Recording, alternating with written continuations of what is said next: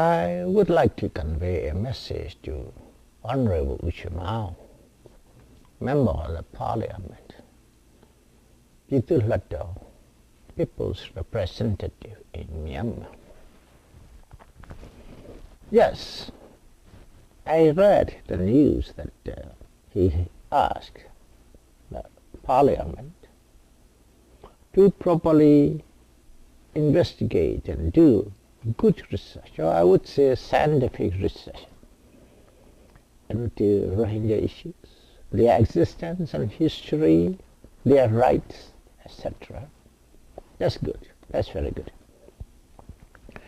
He also requested Nobel laureate Bishop Tutu to help solve the problem of the Rohingyas and related issues, including this Muslim-Buddhist hostilities, etc. And he also wrote letters to President U Tin Sen, to the Prime Minister of Thailand, Secretary General of ASEAN, also to the United Nations, also to the United States, to help solve these hostilities and the conflicts with the Rohingyas and the religious hostilities in Myanmar. That's good. We in the United States would like to solve this problem peacefully for the benefit of mankind, for common humanity. Yes, for common humanity. We have to solve the problem so that everybody can live in peace in the interest of the common humanity. So, with that concept of common humanity, I would like to convey the message to Honorable Shwe Lu Maung. Yes, sir. Honorable Shwe Lu Maung, I am with you in your struggle. I will stay side by side. I will stand side by side, shoulder to shoulder, and exchange the views. That's all the best we can do, because decision has to be made by you and by the people of Burma. But we, international community, can also fit in with our views and our opinions to help solve the problem, because this is not only the Myanmar problem, it is problem of the common humanity, problem of mankind. So you might have to go for a long struggle and long movement, just like Martin Luther King Jr. of the United States. He was a great personality, leader of the civil rights movement, also Nobel Peace Laureate, and a very peaceful and non-violent movement of the modern days. He is a great personality. So you might have to bring up this, your Rohingya problems, Rohingya issues, as a civil rights movement in Myanmar. So before you go for this civil rights movement, following the footsteps of Dr. Martin Luther King Jr., I would like to try to analyze the issues and the problems of this Rohingya crisis. It is a crisis, international crisis. It's across the borders of Myanmar. It is a question of common humanity and human rights. So when I try to analyze this, when I analyze Rohingya issues, I find three factors. One, it says that Rohingya do not exist in the history. Now, this historical issue is one, history, number one.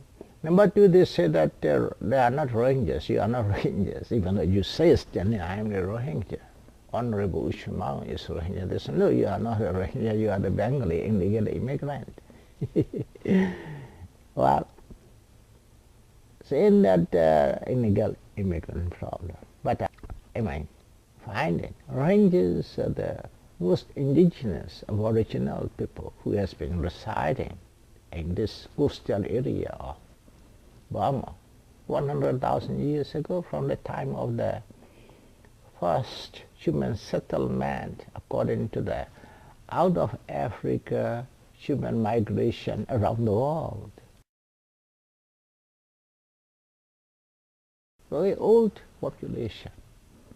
The oldest population in this coastal area of India subcontinent and Southeast Asia, Burma, Thailand, Malay, Indonesia, etc. That is the oldest population. They are descendants of this oldest population the Rohingyas people are. According to the out of Africa human migration evidence, based on the population genetics and anthropological genetics, very scientific. And Indo-Aryan people and this Mongolian, Tibeto-Burman speaking people are the later migrants into this coastal zone area. I would talk about it later. I would discuss about it later. Because they said that these Rohingyas are Bengali and they speak the dialect of the Bengali. No, they do speak Indo-Aryan language, yes. That doesn't mean that it is a Bengali. Indo-Aryan language family is very big. You know, we have the Indo-European language, big three, phylum. Then under that we have got the Indo-Aryan languages.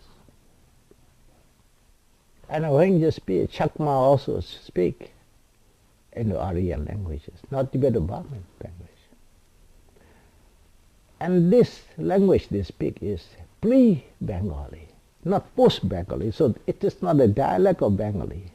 It is a proto-Bengali or pre-Bengali. So Rohingyas settlement in that area is earlier than Bengali people. I will talk about it. Very, very ancient people. These people are Rohingya people. I will talk about it. There's a factor. 2. You are not Bengali. You are much earlier than Bengali people. Bengal existed into existence only about 12th century. Just like Myanmar came into existence with a king and orator in about 12th century, Bengal also came into existence only in 12th century. But your settlement in this area, Arakan Coast area, is much, much earlier. Another one is the Rangers happen to be the Muslims, and they are worried that Burmese are worried that Muslims are invading their country and trying to convert all the Buddhists into Islam. That is not logical, because Muslims are only about 5% of total population. Muslims should be afraid that they could be converted into Buddhism by the Buddhist majority. Well, I'm a humanist, you know. I live with a common humanity and I am a biological scientist. So anyway, this is a religion. One is a religion issue. So I want you to handle this religious conflict and religious hostility first before you go for the civil rights movement. Well, yes, I want you to handle these religious hostilities and religious conflict first. So this is my suggestion to you, Sir Honorable Shimo. Please go for a Geneva Convention on the religious conflicts or religious issues. Because it has to be handled internationally. It is not confined to Myanmar. You know, you go everywhere. Go to Thailand, Malaysia, Indonesia, Philippines, China, India, Bangladesh, Pakistan, Afghanistan, Iran, Iraq, Egypt, United States, Europe. Religious conflicts are everywhere. If you go back to the history, religious wars are everywhere. And I have written a book about this Muslim-Buddhist war, because it has to be stopped. You know, we have to end the war. We have to make a treaty of ending the religious wars.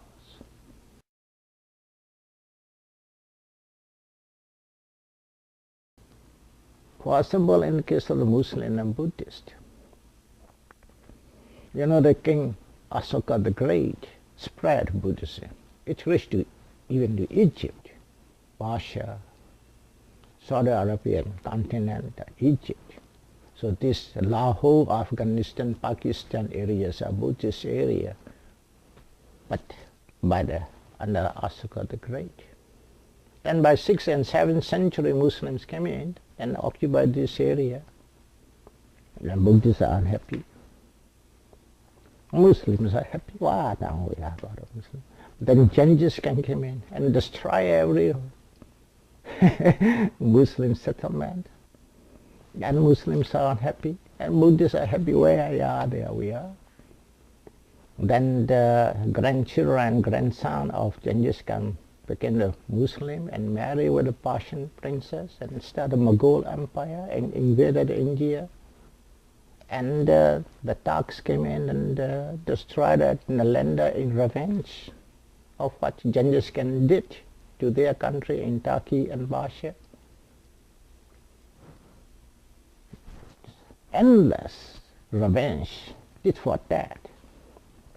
The Bengal was, as you know, the Buddhist center. Now all Buddhists disappeared, and now Muslims are here. And Burma is afraid, oh, Muslims are coming. Very logical, very logical. So you have to start that, well, how to keep this religious wars stopped, to end conflict and fear. So you have must have the Geneva Convention for that.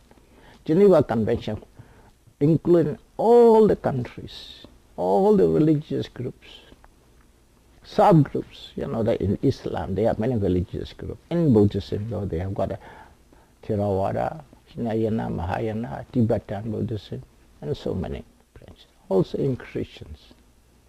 So many sects in India itself, more than 100 religions in India. So all religions, to cover those, you should have a Geneva Convention on the religious issue.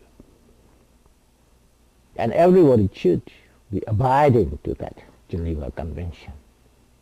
Very important. That is the only way to stop the religious war, bring to peace, accord. You can do it because you are a member of the parliament.